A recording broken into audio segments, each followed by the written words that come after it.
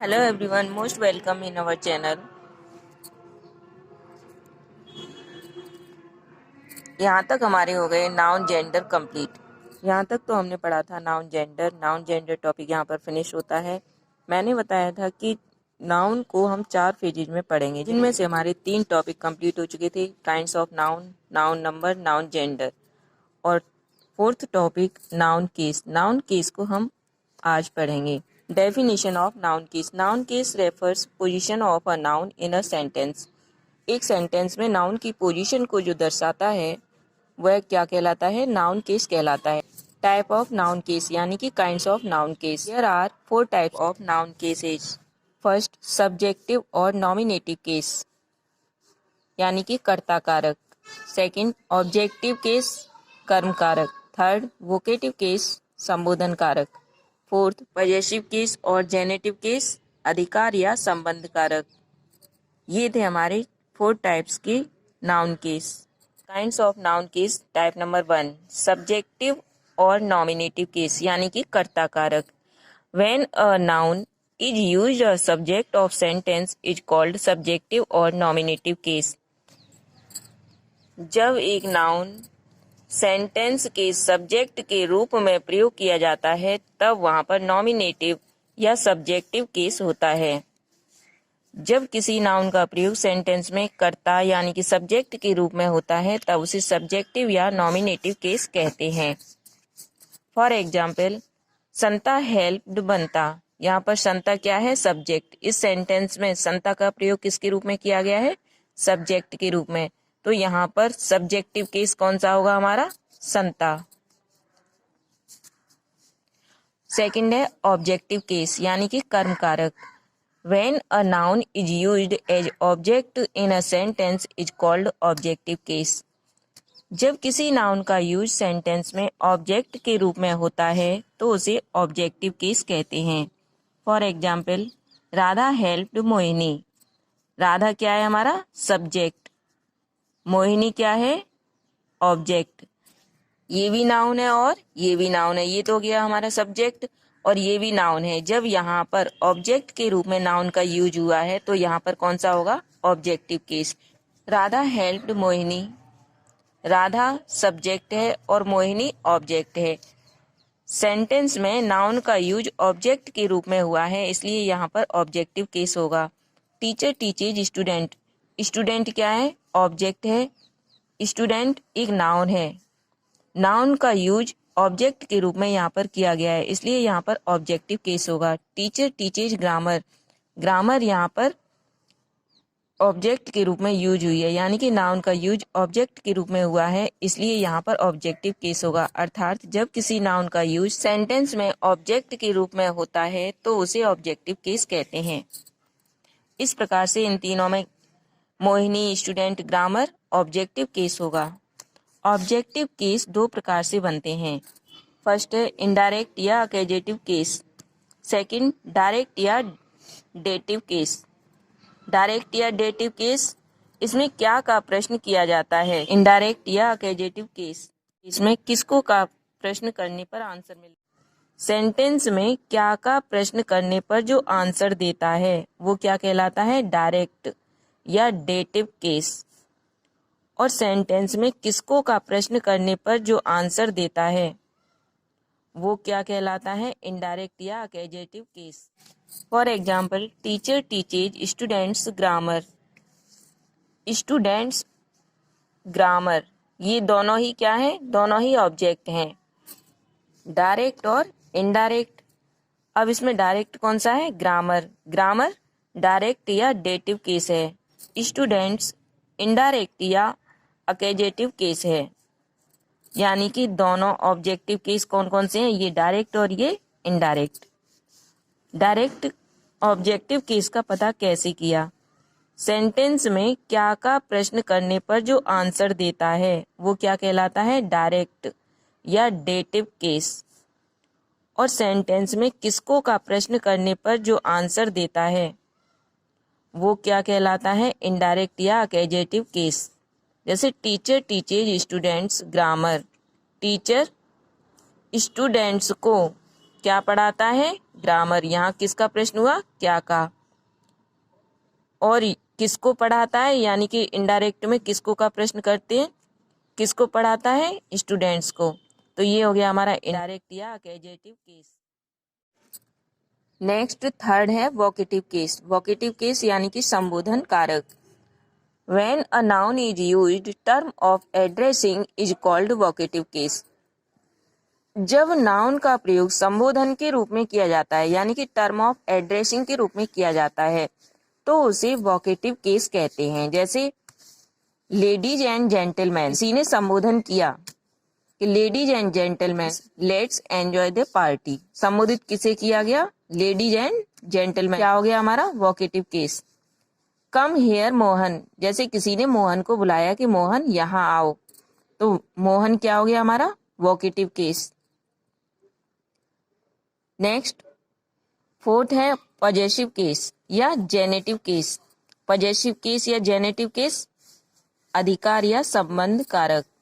When a noun is used to refer relation with an other word is called possessive case.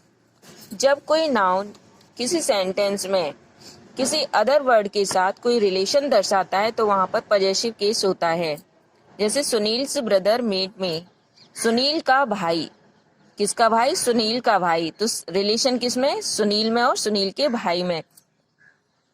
तो यहाँ पर क्या हो गया? पॉजेसिव केस हो गया, क्योंकि ये रिलेशन दर्शा रहा है, इसलिए यहाँ पर पॉजेसिव केस होगा। टीचर्स पेन, टीचर का पेन, यानी कि टीचर और पेन में क्या है? रिलेशन है। किसका पेन? टीचर का पेन। तो यहाँ पर क्या हो गया? पॉजेसिव केस हो गया। यहाँ तक तो थे kinds of noun case. Noun case में पॉजेशन को दर्शाने वाले ways, first apostrophe S, second apostrophe और थर्ड ऑफ, यानी कि ये 3 वेज होते हैं। यानी कि एस एपोस्ट्रोफी, एस का यूज, ओनली एपोस्ट्रोफी का यूज और ऑफ का यूज। अगर कोई वर्ड लेफ्ट साइड में दिया हुआ है और एक वर्ड दिया हुआ है राइट साइड में, अगर लेफ्ट साइड वाले वर्ड में लास्ट लेटर एस नहीं है तो वहाँ पर एपोस्ट्रोफी एस का यूज करते हैं। सेकंड में यहाँ पर सिर्फ एपोस्ट्रोफी का यूज, एपोस्ट्रोफी का यूज अगर किसी लेफ्ट साइड वाले वर्ड में लास्ट लेटर एस दिया हुआ है तो वहाँ पर एपोस्ट्रोफी एस का यूज नहीं करेंगे, सिर्फ एपोस्ट्रोफी का यूज करते हैं। और ऑफ का यूज, ऑफ का यूज कहाँ करते हैं वो हम नेक्स्ट देखेंगे।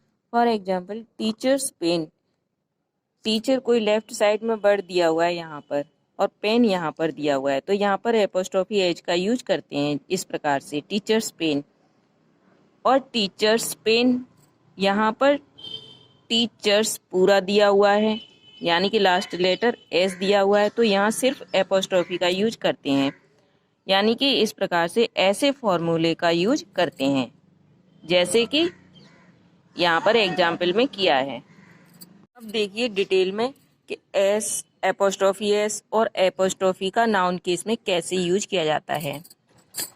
रूल नंबर 1, सिंगुलर सजीव का संबंध बताने के लिए एपोस्ट्रोफी एस का यूज करते हैं। For example babies boy, students book, Radha's com.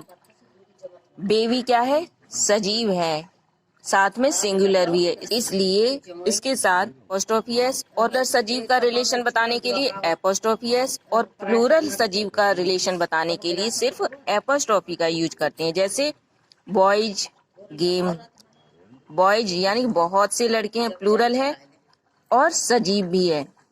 साथ में यहाँ पर क्या है? जब प्लूरल है तो एस दिया हुआ है, एस दिया हुआ है तो लास्ट में एस का यूज नहीं करेंगे, इसलिए यहाँ पर सिर्फ एपोस्ट्रोफी का यूज करेंगे। Girls room, teachers day.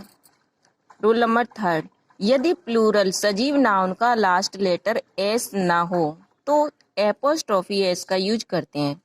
Example children's park, children क्या है? प्लूरल सजीव नाउन है, इसलिए इसके साथ एपोस्ट्रोफी एस का यूज करेंगे। Children's park, men's wear, women's parlour. Rule number 4, hissing sounds यानी कि सिसकार ध्वनि आने पर सिर्फ एपोस्ट्रोफी का यूज करते हैं। अगर किसी वर्ड का लास्ट लेटर एस है और उसकी साउंड स आ रही है तो उसके बाद सिर्फ एपोस्ट्रॉफी का यूज करेंगे, ना कि apostrophe S. For example, for sake यानी कि के खातिर, फॉर गुडनेस सेक या for Ganesh sake, for Jesus sake, for God's sake. Goodness में हिसिंग साउंड क्या आ रही है? सिस्कार ध्वनि, हिसिंग साउंड आ रही है एस, गुडनेस।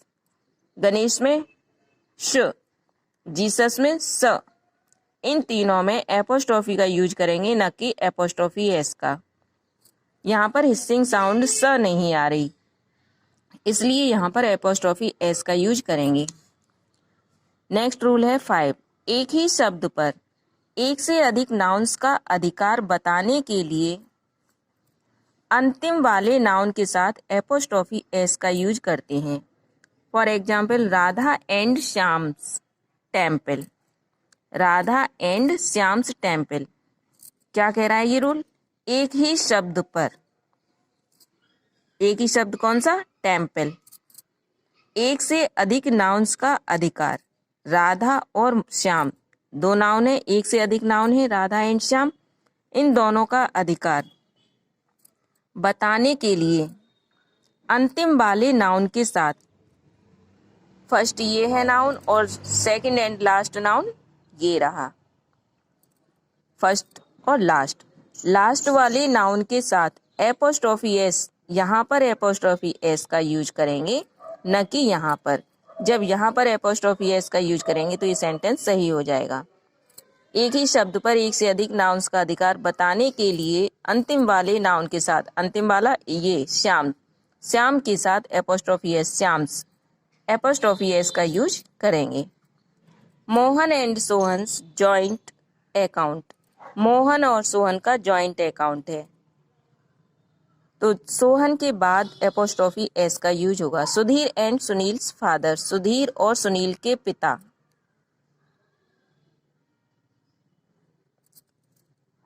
तो यहाँ पर सुनील के बाद एपोस्ट्रॉफी एस का यूज करेंगे। Rule number 6।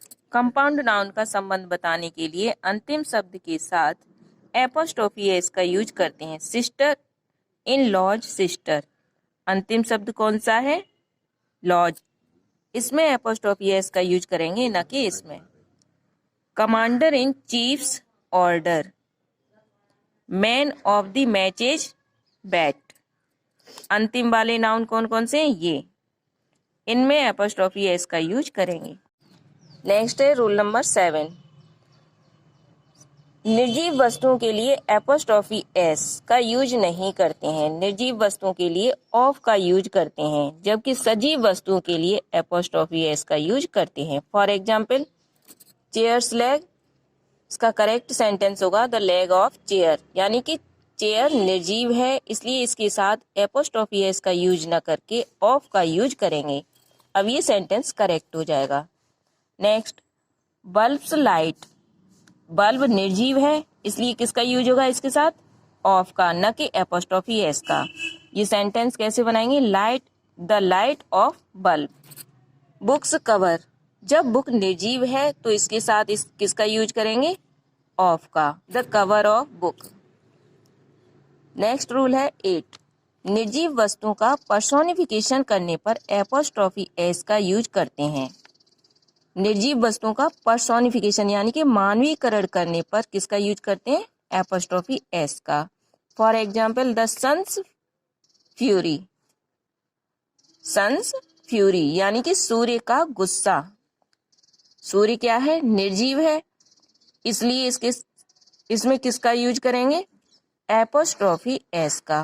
नेचर्स लॉ, प्रकृति का नियम। प्रकृति यानी कि निर्जीव है, इसलिए apostrophe S. The moons beauty, चंद्रमा की सुंदरता या चांद की सुंदरता। तो सन्स, नेचर्स, मून्स, यहाँ पर किसका यूज होगा? एपोस्ट्रॉफी एस का।